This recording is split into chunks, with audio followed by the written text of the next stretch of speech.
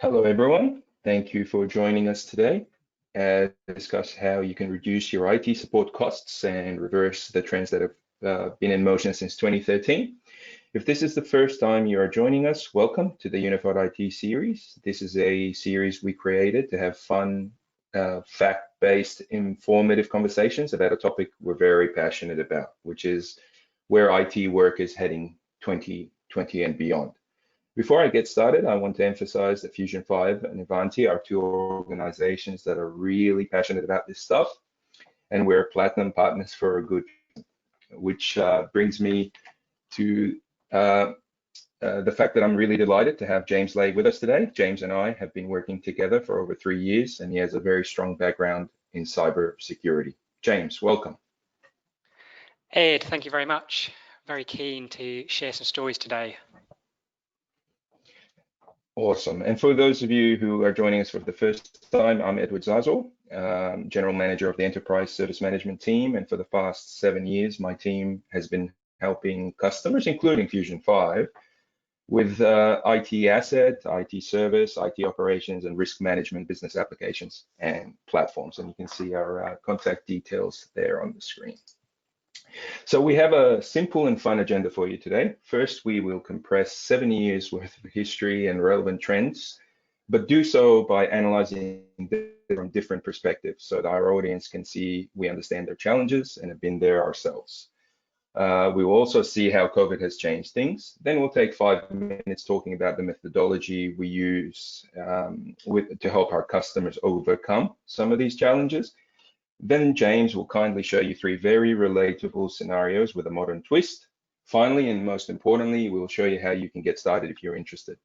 And just from a housekeeping perspective, this series is for you, our audience, and we want to continuously improve our content as we value your time. So please post your questions and feedback in the chat as they come to mind.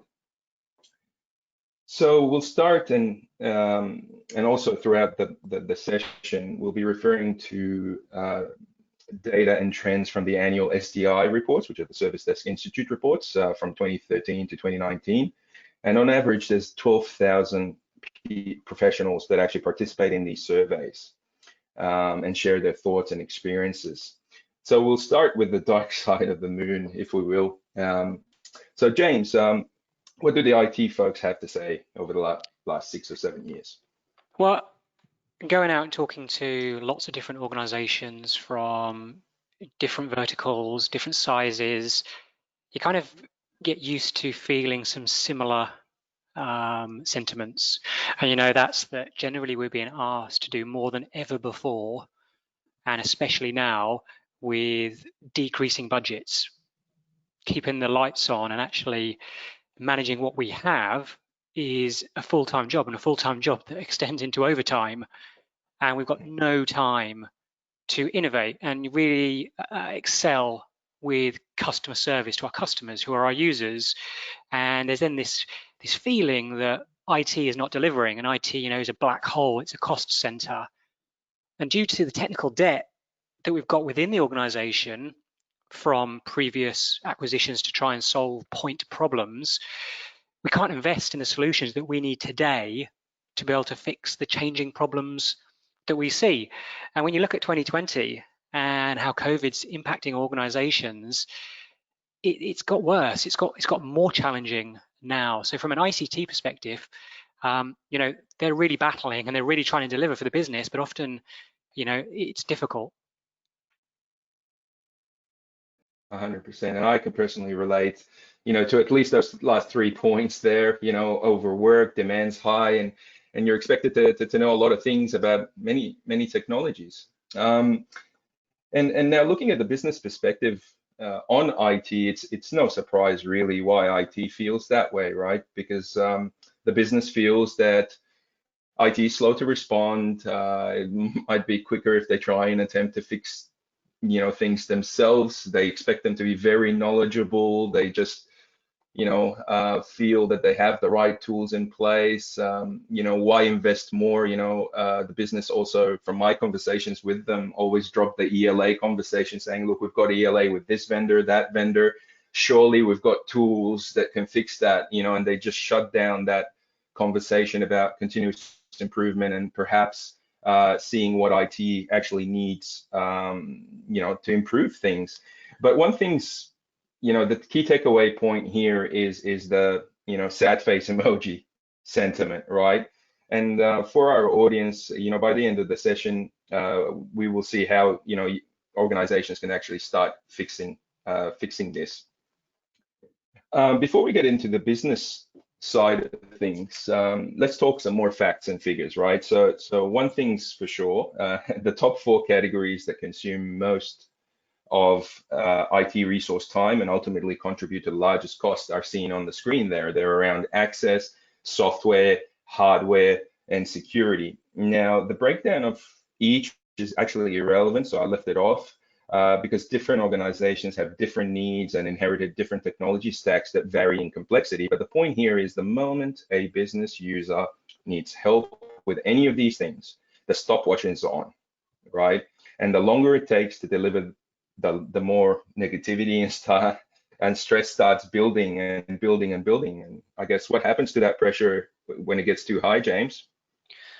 It goes bang. But the kind of the real sentiment here is the complexity. I think even me as a user, I'm a terrible user. And I'm sure my IT staff within Avanti get frustrated every time I call, but I have set an expectation of I log a support ticket and the guy looks at my issue and resolves it for me. And the reality is the number of teams that support ticket bounces through, from first line to second line to desktop team to OS team to applications teams, networks teams, security teams, product specialists. And once it's bounced through all these teams and all these different tools and all these different dashboards and reporting, and it comes back to the first line guy to call me and say, hey, it's fixed. In my little brain, I'm thinking, what's taking you so long to fix that? Thinking that guy's just fixed my problem. All those teams are siloed and don't always necessarily talk and communicate in the most efficient way, and things fall down the gaps. So it's a huge amount of risk and complexity, right? 100%, and it's all about what lies beneath the surface. But to be fair, the business doesn't really care about that. What they see is that pressure that I was talking about. It causes what I call the blame game. I can't do my job. This impacts my productivity, and over time, this causes a divide between departments, right? And us and them mentality, which is no good for anyone. And the key takeaway here, folks, is you have to look at it from both sides. There may be a genuine reason why things take so long. Okay, if it's unacceptable or needs to be improved, let's work together, because if we do nothing, also known as the cost of doing nothing, frankly, nothing will improve and it's only going to get worse, right? And so that's it from the IT folks' perspective. But a big part of the conversation I want to have today is to help the IT folks build a bridge with the business and start talking their language in order to fix a lot of these problems. And if we change lenses now, the number one cost from a business perspective is actually people, right? So IT folks can empathize with the difficulty of decisions that need to be made, because the business needs KPIs, right, to make decisions. Now, when KPIs don't help or are not available, or the reporting's all wrong, business folks like to look at industry standards and best practices from the likes of Gartner, IDC, and other somewhat independent organizations. And here's a quiz for you and our audience. A couple of years ago, Gartner published an average ratio of IT staff to employees to achieve the optimum user experience and maintain productivity. Do you want to have a guess at what that ratio was? Far better than anyone's able to achieve cost effectively. That's my guess. Exactly. 70-1, folks. Can you believe it? I know, and everyone should just take a moment to ponder this. I know what our ratios are at Fusion 5. I'm sure you know what they are at Avanti.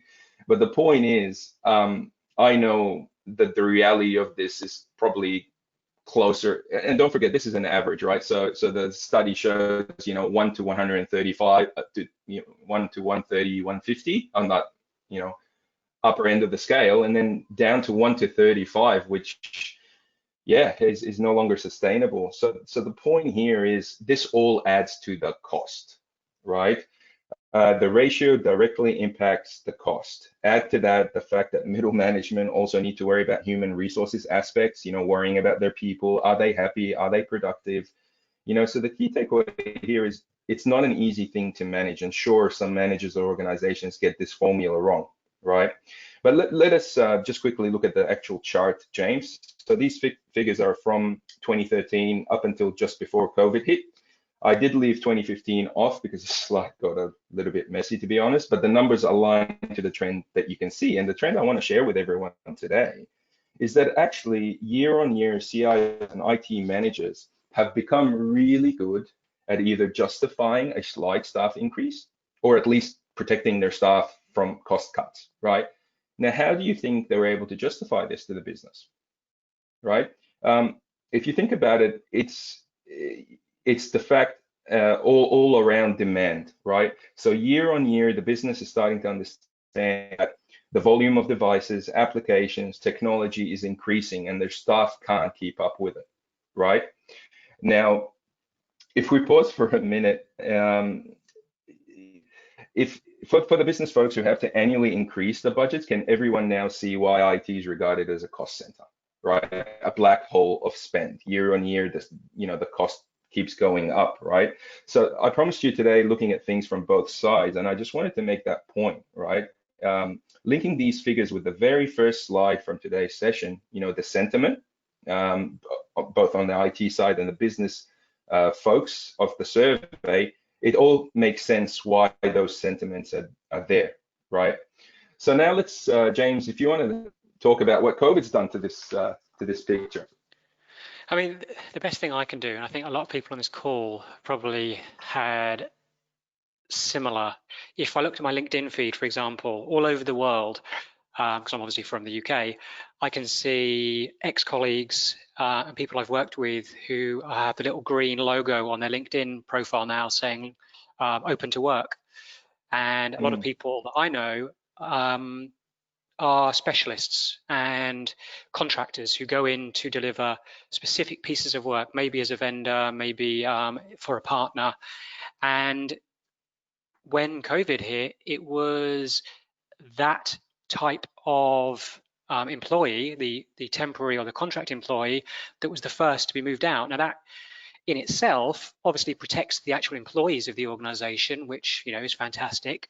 But where we've built that complexity we were talking about earlier, where we've got those point solutions and product specialists to fix specific issues, these are the types of contractors we had running these complex solutions. And when we lose those contractors, we've now got this challenge of these quite complex pieces of technology that we've outsourced the risk for, that we've now got to try and manage. And I think you can see that in the stats there around this shifting and the fact now that IT is starting to have to contract somewhat in line with the rest of the business and the rest of the world. Absolutely. And the key point here now is that the 70-year trend is now broken, right? And if you thought that it was bad before COVID or didn't meet expectations, costs are high, sentiment, response times, et cetera, well, everyone needs to prepare for things to get a little bit worse, right? These are the facts, unfortunately. But people are the largest cost. What else is expensive, James? For lots and lots of the customers that I speak to, as I say, keeping the lights on is the challenge. It's the day-to-day. We've got so many technologies, so many different teams. Understanding what we've got, being able to report on it, being able to manage and service it is just, it's the weight that's bearing down on us, and managing that is a huge challenge. And we then look at, as you were mentioning earlier, around the ELAs from different vendors, we've got duplicates. We've got multiple solutions to do the same thing. And because we maybe don't have a tight grasp on our assets, this department, that department have all gone out and bought 5, 10, 15 licenses of different pieces of software. And, we're not getting a very good price for that software because we're buying it in piecemeal. And we're not managing it and patching it and securing it because we don't know that it's necessarily there. And it's just this permanent band-aid of let's just fix this, fix that, fix this, put this fire out here, keep the plate spinning, whatever analogy you want to use, yeah, it's become unsustainable, I guess. 100%, and that's exactly what technical debt is, right? It's one band-aid solution after another, after another. And look, today we don't have time to get into every single facet of IT, but here's just one example back to the point you were making, an asset. It all starts with asset, right? So yeah, you want to talk to this slide, James? Yeah, look, as you can see that the stat, 62% of organizations have no real way to track their assets other than through spreadsheets. One of my colleagues, Ross, spends a lot of time talking about asset, and he calls it lost in the pivot table, because you're just trying to correlate all these different sources of information and pivot through it, and it's just such a time killer. It's such a point in time snapshot. Again, it just doesn't scale. And if you don't know what IT have bought, you definitely can't manage it. You can't get the best price. You can't start to reduce costs. And as I say, not just financial risk, it's also security risks. If you don't know it's there, then you can't secure it. 100%. And that brings me to the next point. So before we share with everyone the light at the end of the tunnel and how we can achieve all this, one fact has to be acknowledged. And COVID has created a really fertile ground for cyber criminals, because they know employees now are not protected, not necessarily behind the fortified, company networks anymore. Like, this is your space, James. So you want to share with the audience, some of the 2020 trends and metrics? Yeah, some interesting stats there. And, we're seeing now that 25 to 30% of employees are remote. And that figure is likely to remain around that number, maybe a little bit lower when COVID settles down. The figure was 2 to 3% before 2020. So, huge upswing. And, it's kind of like that pack mentality. If you think on the savannah in Africa, if you can separate the one lone animal from the herd, it's far easier to just pick at them and just target them and make them make a mistake, click on that link, start to engage with the threat actor. So we have all these people who are dispersed and slightly isolated, and not necessarily as attached and focused as they have been in the past. And the stats around, I think it's 47% of employees surveyed for another survey said that the reason they clicked on a phishing link was home distractions. Kids not at school, TV's on, too long sat at the computer without a break, whatever it might be. So we are in this very risky state. And then you look at how the impact of breaches now have huge financial impacts for us, $500,000 plus being the average now. And you look at the OAIC data breach notification reports, and huge upswings in ransomware in the first half of this year, 150% increase in the number of ransomware incidents that were identified between January and June. And we saw at the start of the year a 30,000% increase between January and March in COVID focused phishing and malware type attacks. So people outside there, the threat actors who obviously wrongly in most people's eyes are looking to make money, and this is a perfect storm. 100%. And just for the audience curious and where these numbers came from, so the first metric is from the Global Workplace Analytics. The second one with the cost is actually a Sophos report, and the third one's actually from Stealth Labs, right? And the point that I just clicked what I'm seeing with customers, James, is, guess what? More band-aid solutions to address security. And that cycle has to be broken. And just on this note, our next webinar, we're gonna dive a lot deeper into this topic, but we just had to acknowledge it, because we are talking about costs from IT support perspective. All right, so now that we know, how we got here, how we got to 2020, let's spend 5 minutes on how we're solving these challenges for our customers. Firstly, we work with both IT folks and C-level folks or their delegates, right, to start building a bridge. This is why we had, we took some time today to look at things from different perspectives, right? Because we do want that bridge to be completed, right? At the end of the day, when we work with IT professionals, we help them review their current stack and see what they can leverage. We can stand up a trial for any, gaps, and so they can see their own data. And for the business folks, we help them with feasibility studies, OPEX analysis, and business cases for any new investments to, fix the problem. So in a nutshell, for a business to conquer new markets, increase market share, capitalize on opportunities, or even survive pandemics, the following has to happen. And that, the business needs to stop looking at IT as a cost center and find ways to convert them to a profit center. And the only way that's going to happen is if IT processes start being viewed as business processes like any other business process, because they are, right? That they are subject to continuous improvement and investment. Now, the quicker organizations make this switch in thinking, James, the sooner the bridge is built. And that's how we tackle this, So the very first takeaway message is actually for our C-level audience. Ivanti and Fusion 5 guarantee that we can help you improve your bottom line in these ways, right? We can help you reduce unplanned outages by 63%. We can help you, fix problems before your users even report them, to the tune of 80%. 30% more assets discovered, right? When we ran a pilot, in Victoria for a utilities company, it actually reported 28% more than the incumbent SCCM tool. And, from a security patching perspective, and I want to thank you, by the way, James, for your recommendation last year.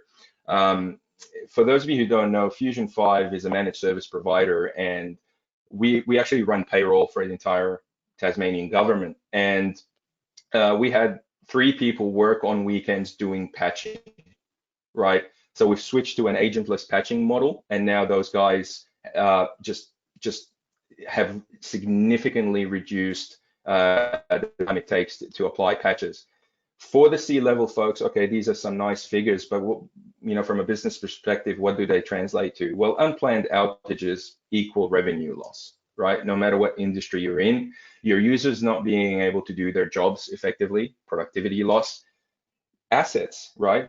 As James was talking about earlier, it is directly related to your security posture. If you have a handful of assets that you actually don't know are there, they're entry points and risk to your security posture. And finally, of course, less labor intensive exercises around security updates absolutely reduce your cost. But that's not all. What we also talk to customers and C-level about, and what you're about to get a glimpse of, is we've even made it easier for the business to measure and monitor these things, these commitments that we're making. And it's really comes down to one KPI to rule them all. And out of the surveys and after the number crunching, records show us that this KPI has existed since the inception of the call center. All of us as consumers in our personal lives love it when it happens, and sometimes outright expect it, which is getting what we need the first time we ask for it, aka first call resolution, right? So the survey actually shows us how we've been performing over the years, and still in 2019, and it isn't pretty, only 19% of organizations are achieving 80% of FCR. If you are, hats off. And my very next question to you is, how much did it cost you to achieve this? So folks, the point here is we can help you achieve never seen before first call resolution rates. And it's a win-win because there's beneficiary APIs that will automatically get fixed as well, right?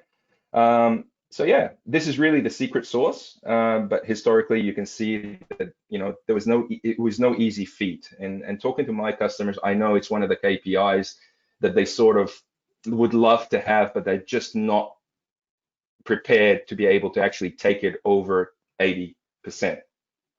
So on that note, James, are we going to show our audience 3 modern ways of tackling that KPI? Definitely. What are we what we're going going to look at is different levels of automation. And people often get scared when we use the word automation for various different reasons. Losing control, it's too difficult, and sometimes employees get worried about job security. But I sometimes feel that the word automation and augmentation can be kind of interlaced, and that's kind of what we talked to you today. So the 3 examples I'm going to show is looking at how we can investigate a user issue without disrupting them, without wasting their time and frustrating them, to try and help us resolve an issue before the first call. We're then going to look at, is there a wider problem? Rather than looking at a machine in isolation, if we're able to look across our fleet very, very quickly and easily, can we get a bigger picture as to what we're seeing across the organization? And then finally, can we fix an issue with one click the first time? When a user says, I've got this problem, we know as a service desk, I know what the fix is for that. These are the 5 steps we run through, and that will fix it. Unfortunately, we have to spend the time getting a remote session with a user, stopping them doing their job and going through the process, and I do the process 10 times a day. And when we extrapolate that out, it can be a long period of time. So what I'll do is I'll show my screen.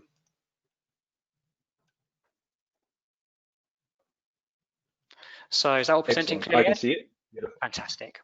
Yes. Okay, so what we're going to first look at is I'm logged into Ivanti Service Manager. So I know a lot of Fusion 5 customers are long-term customers of Ivanti Service Manager. What we can see here is we've got a ticket logged, which says my machine's slow. So if we jump into this ticket and have a look in a little bit more detail, we can see the user said they've got slow performance, they've got slow logins, and the machine's crashed a few times. They can't carry on working like this, and some of their colleagues in finance are reporting similar issues. So we know this specific user's got a problem, but it could be something a little bit more widespread happening. So my job as a first level service desk employee is to try and look into this issue for this user. Now, typically, that's going to unfortunately be through giving them a call and saying, hey, can I do a remote session? Just have a look at your machine. Having a look at Task Manager, having a little poke around, trying to see what's happening. And, you know, if I'm lucky, I can call the user straight away and they say, yep, jump on. Or they say, no, I'm too busy. Call me back on Friday.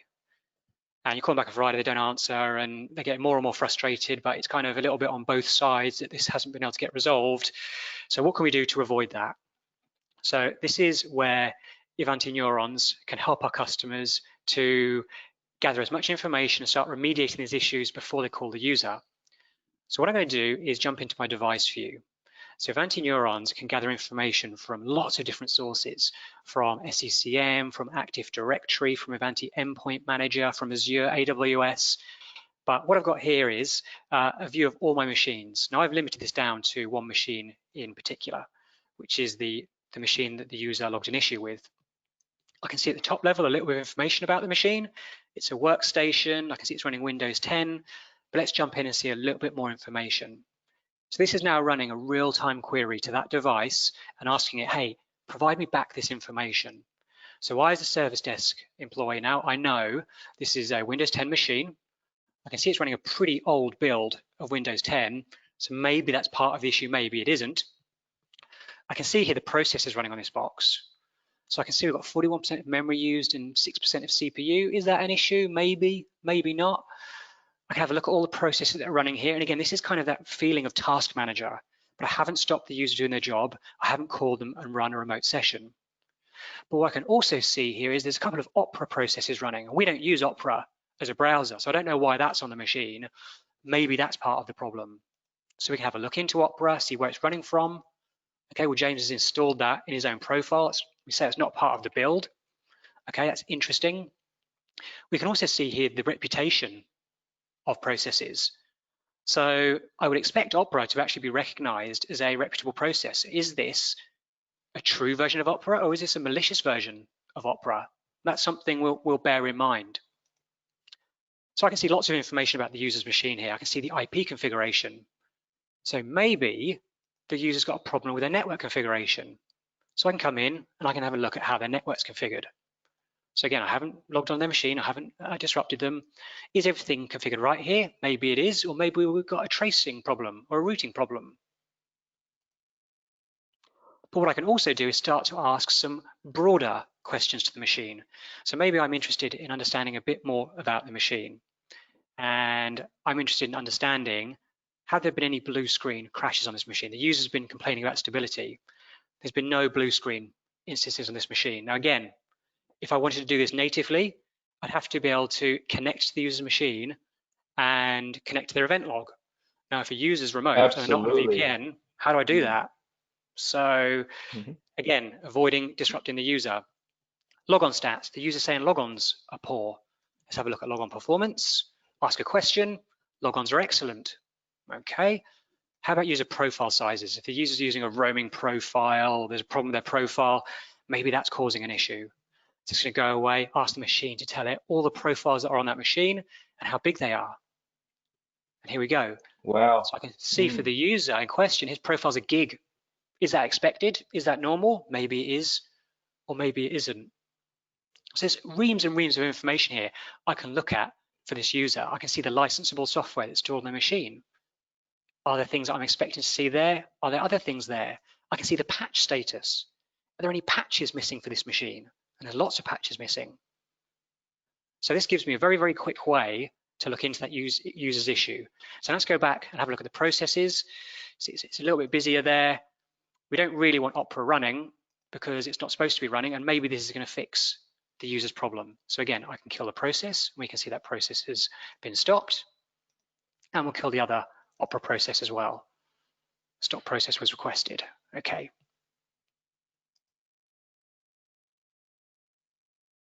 So hopefully now we're going to see that machine dropping down, and the Opera process, one of the Opera processes has gone. And maybe that's fixed this Yeah, user's this is issue. awesome, James. Yeah, Hmm. so what I can do from here, Hmm. right, is I can now go and update their incident in service management straight away. Now, whether you're an Avanti customer or you're not an Avanti customer, this can have direct links into Avanti Service Manager or ServiceNow. So you can go and Hmm. connect to any tickets that are open for this device and update them in real time. So that's going out to our cloud instance. And here we go. So these are all the tickets that are open for this machine. Machine slow. I can come in and say Opera is installed, stopped, but may be issue. Okay.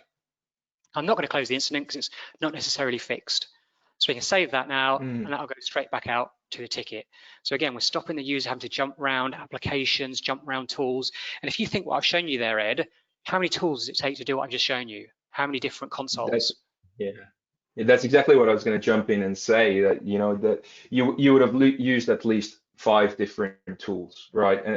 And speaking from a business perspective as well, like you did not interrupt the end user. You didn't have to ask them technical questions like, your user profile, go into this folder or do that, or even try and remote control, So we absolutely, full benefits there.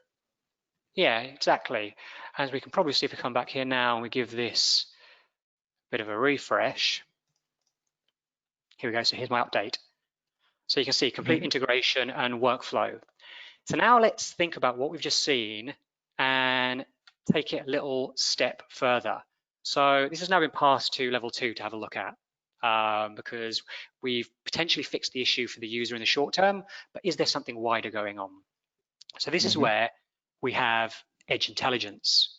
Now, Edge Intelligence is a tool that gives us the ability to ask organizational wide questions and get real-time information back. So this is showing me where all my machines are across the world and their current status. But what I'm going to do is click through to our dashboard view. And this has a number of inbuilt queries that customers have requested that we find people are looking for answers to. So if we have a think about what we just looked at, maybe I'm interested in, across my organization, what installed internet browsers do we have? Now I know that Edge and Chrome are the ones that I expect to see. What else is out there? And instantly I've got all my machines. You can see in the bottom left corner there, 67, 83, 99. This is asking machines all over the world this question and getting answers back in seconds. So how big Mm. is this problem? Can I look and see, well, all the machines that have got Opera installed, they're the machines that are exhibiting this problem. So we can start to filter down based on the different browsers and what the correlation might be. So we could do that for browsers. Equally, as a security person, cloud storage providers. We're only supposed to be using OneDrive. I only want my corporate data in OneDrive. We've got Dropbox, Google Drive, and some machines have got no client on there. So again, is corporate data being stored in areas that I'm not expecting? A little bit left field maybe of this use case, but an interesting one nonetheless. So we know people are running No, Opera. absolutely, James. Hmm. Yep. We know people are running Opera. I was just, Go. go ahead. Go ahead, James. I'm getting excited. You can tell. This is I'll exciting let you stuff. finish. There's so many use cases in interest here. Right, so okay, so blue screens. We didn't see any blue screen crashes on our machine in question, but they did say that other users in the finance team were seeing issues. So we've got a blue screen crashes option here. So I click that now. Again, it's going to go out to all my machines and say, hey, send me back information about blue screens that you've had. And again, typically when a user gets a blue screen, if it's continual, they'll log a ticket and someone might look into it. If it happens once or twice, it never gets reported. It could be hardware specific. It could be driver specific, but unless people are logging those issues and you can correlate them, you never really know. So again, we can click into these and find out exactly where is this happening and how often is this happening? Who might this be affecting? Can we actually go out proactively and patch a user's machine, update a driver, update the BIOS, and say, hey, there was an issue with your machine, Mr. Customer, we fixed it. I hope that's helped. And again, user gets an issue fixed that they hadn't logged, was frustrating them and giving them good customer experience. So again, there's tons of different queries we can run for this. Another one that I quite like is event log summaries. Again, is there something going on across your entire organization that you've got no idea is happening? And aggregating event logs off, as you can see, I've got 160 machines responding. It's a complex task with multiple different tools, and can you do it in real time? So again, all that information will be pulled back. We can see we've got these errors here, some errors for HCMon. Where is this happening? We've got one machine here that's had 7,500 instances of this. So do we want to go and have a look at that? Is that problem that machine? Are these machines in question my finance machines that I need to drill in a little bit? And one of the interesting ones, the last one of the ones I want to show from here is if we imagine now we've been looking at an issue and someone said, look, we think this patch might provide some stability gains for this issue. Where is this patch missing? There might be something in SCCM, there might be a report somewhere you can run, maybe. Again, using neurons, we're able to dial into any of the Avanti patching technologies or SCCM and pull information. So what I'm going to do is jump into Patch Intelligence. And this is basically looking at the patching across my entire environment. And I'm going to look for a specific bulletin. Okay. Now what I can see about this bulletin straight away is the reliability is only a medium, which means somewhere there's obviously been some issues with this patch. That's something I might want to consider if I want to roll this out. The threat this mitigates is a 8.8 on the scale, so it's quite high risk. What I can interestingly see here is at least one CVE for this bulletin has been exploited in the wild, which means there's an active exploit people are using to gain access to organization systems. So we click into this, then I can see in a little bit more detail some information about the patch, all those CVEs, and I can get a link here to go and look at the exploit and where it's missing. And it is missing on the device that we were having issues with. So that helps us maybe narrow down, have we got a stability because of patching issue? So lots of different use cases there, Ed. Absolutely. And just for those of you who joined us a little bit late, everything that James just showed you happened from one tool, and it all goes down to reducing the cost, right? You know, shift left, proactive problem management. This is amazing, James. And Cool. great 2 scenarios. I think you've got one more for us, don't you? Yes, I do. So the last scenario I'm going to show you is one that I kind of talked to a little bit earlier, which is if you imagine we've got a service desk who have that issue that is reoccurring. We know the steps to fix it. We run a PowerShell script. We do this, we do that. We reset this reg key. We delete the temporary files, and the application starts working again. Unfortunately, we've got to connect to the machine to do that. So what we're able to do, again, if we jump into our device view and we have a look at our Win10 sudo 1 machine, you see down the right-hand side, we've got this list of actions. And I showed you some of the inbuilt ones where we could do the detect outages and we can update an incident. I can do remote control if I want to do remote control. So you can do that from within Neurons as well. But down here, I've got these custom actions. And what these allow me to do is run automated workflows. And I've got one here for finance application. I click that and I can say confirm action and run. And that's the end state of what we want the IT analyst to be able to do. Now let's just dial it back a second and I'm going to show you under the hood what's happening. So we'll jump into Neurons for Healing. And this is where we can allow automated workflows to be built to look for, monitor, and resolve common issues. Now what I'm going to look at is a business continuity neuron here. And you can see we've got two types, scheduled and published. So scheduled is something that goes around and automatically checks. If it finds a problem, fixes it. So automated self-healing. And there are some here that are published so that an IT analyst can go and run them. So I've got this finance application stability fix. Now it's only published for the purpose of this demo. Typically we'd have this running all the time and checking to make sure the application is healthy. But here I've got a Windows 10 machine. Now it's a little bit small, so I try and have both the screens on at the same time. Now here we've got a finance application. If I run the finance application, it's broken. It doesn't load. Don't know why. If I'm a user, I'm probably going to click it 100 times. It's not going to load the following 99 times as much as it was going to open on the first time. So again, can't do my job, going to call the service desk. So what we've got here is this automated workflow. Now what this does is, just zoom out a little bit here. This is running what an IT analyst would typically go through. The first thing I'm going to do is I'm going to check what operating system the issue is on. Is it Windows 10 or is it Windows 7? If it's Windows 10, I'm going to go ahead and run a PowerShell script that's going to go and run some cleanup and reset some flags and do whatever it needs to do to fix the issue. So we've scripted that problem being resolved. What we're then going to do is display a notification to the user to say, hey, we fixed your issue, please try again. And finally, we're going to raise a service management ticket so we know the incident occurred. So at the end of the financial year, when the vendor comes asking for their maintenance renewals, you can say, well, I had this problem 100 times and you haven't fixed it. What are we doing about that?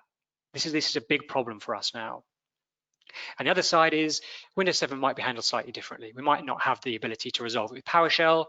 So we're going to create a service management ticket. We're going to display a notification to the user and give the machine a reboot, because sometimes on Windows 7, that fixes it. So what we'll do, we'll jump out and yeah, we don't want to worry about saving any updates. And what I'm going to do is I'm going to run this now. So this is exactly the same as me running it through the devices viewer I showed you earlier. I can pick where I want to run it. In the interest of time for this demonstration, I'm only going to run it on one machine and hit run. Now we get real-time visibility of that processing. So what we'll do, we'll bring this in so we can see both at the same time. So we can see we've done our check. We know what operating system we're running against. We can now see that the PowerShell script's been run. And there's a notification to the user. So we can see for the user, they've got a pop-up to say, hey, we think we fixed your application. Can you please try again? So the user runs the application and the application loads. Wow. It's fantastic. We fixed the user issue. We've got all the information in here, right? So I know this ticket was raised and I know what the ticket number was, 11623. So if we go and look in service management and we look for 11623, there's the incident. Neurons for Healing ran the finance application stability and resolved an issue on device Win10 SID01. The asset is linked in the asset database. So now we've got the correlation between this incident, the user, and the asset. Pretty cool.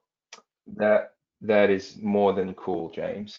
That is, yeah. I mean, I hope our audience are, following that. It's just a glimpse of the different use cases, that we can actually help you with, and really, let me just make sure that I'm sharing my screen correctly. Yeah, I've got it, Ed. Awesome.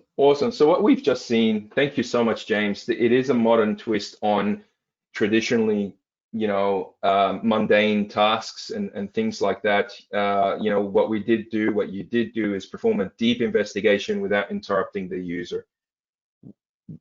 Back to the very first slide of the session about sentiment. I can guarantee, and we've already started experiencing some of this at Fusion 5 because we've rolled out neurons. Being able to fix problems without interrupting the users, huge. It affects all the KPIs. Looking at a broader problem. You don't need to run reports. You don't need to do much, as you showed us with real time. In plain English, you can say, go out over pure internet and tell me if there's a wider issue, right? And not only that, you can act as you showed us in the third, demo. So thank you for that, James.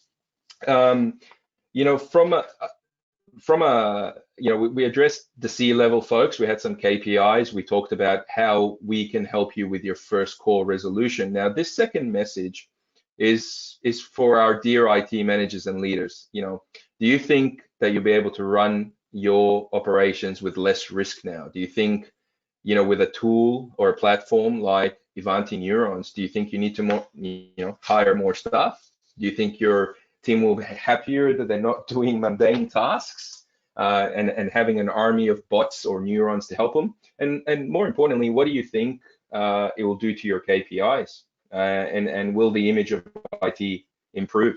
These are all the types of questions that, once we run a pilot, the IT managers are extremely happy and they can sort of see the line at the end of the tunnel. But the third audience is our IT professionals, James. Ain't that right? Yeah, and our aim for the IT professionals is to make it so that you can fix user issues faster. Nobody wants that user calling them frustrated, angry, and upset, and ruining both people's day. We want to make your users, your customers, happier, and this gives you more time to focus on exciting project work that you might like doing more than resolving these consistent, constant issues, but also looking at yourself. For IT professionals, that time to look at your personal development and the fun, exciting things that you want to be doing and you got into IT to do. And by taking all those different tools and shrinking them down to one place and taking all those mundane tasks, that task that you do every day, no one else might do it, but you spend an hour every day doing the same thing. That, again, maybe you've built some automation around it today, but being able to leverage that and execute that from a simple HTML5 GUI like I showed you, it's just making that simpler. I guess finally is I like coming up with use cases that I've seen as a service desk guy and an application packager and all the rest of it. But I'm pretty confident that for everyone who's listening in today, there's 3 or 4 easy things that just go bing, that light bulb moment in your mind of, hey, I could fix this with using neurons. That would make my life simpler. So yeah, look, if you want to know more and you want to see more, then we'd love to hear about the use cases that you think of. Absolutely. So in summary, just conscious of time, I hope you can see that Fusion 5 and Ivanti are passionate and serious about helping our customers reduce the costs, as we showed you, by fixing things every time, first time, give you a 360-degree view, and save you a lot of time switching tools and running reports and massaging, pivot tables. And it's all about the user at the end of the day. That bridge we're talking about, it's great for the IT folks to have the right tools, right technologies, but it's really about the user experience and knowing everything that you need to know about the user before they call is a very powerful concept. And in summary, the name to remember is Ivanti Neurons, which can be described as a self-healing and hyper-automation platform.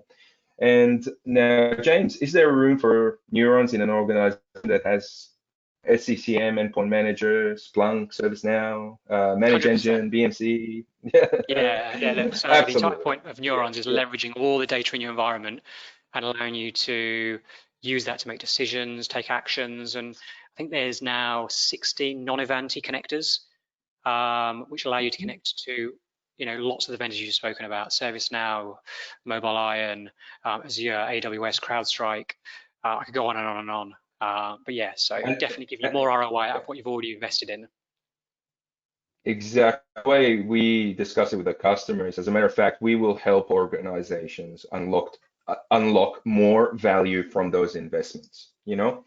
So getting you started, dear audience, is pretty straightforward. You know, unlike other vendor trials, Fusion 5 and Avanti will make some resources available to help you through it. You know, the whole thing can be stood up in less than a couple of days and requires very little resourcing. So just reach out to one of our unified IT specialists that can help you with the OpEx, you know, business case as well, or go, you know, just frequent our website, because we'll be publishing a breakdown of, you know, different bundles and things like that, just to make it even easier for you to select what you want.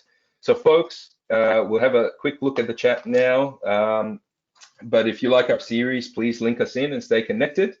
Thank you for joining us today. And James, I personally want to thank you for co-hosting with me today as well. My pleasure. We do have a couple of questions. Ooh, James, how is this licensed? Okay, so at its core foundation, it's a device-based license. So however many devices you want to manage, that's how many licenses you buy. And there are modules within what I've shown you. What I've shown you is our workspace module and our self-healing module. But it's all tailored to what a customer is trying to achieve. And it's definitely something you can mature through over time. Absolutely, and I can add to that. Just reach out to us, start a conversation, and we'll take you through the licensing models and the options that you have. The other question was, integration with ISM, which you've covered, James. Yes, absolutely. We saw an example there where we can raise an incident and, as a matter of fact, update an already open ticket, and obviously we can do that with other service desk platforms. 100%. And you saw the asset integration as well. So yeah, all there. All there. All right, well, that's it, folks. Thanks for joining us. We'll stay on the line just a little bit longer, but we'll stop the recording here. Once again, thank you for your time, and see you next time.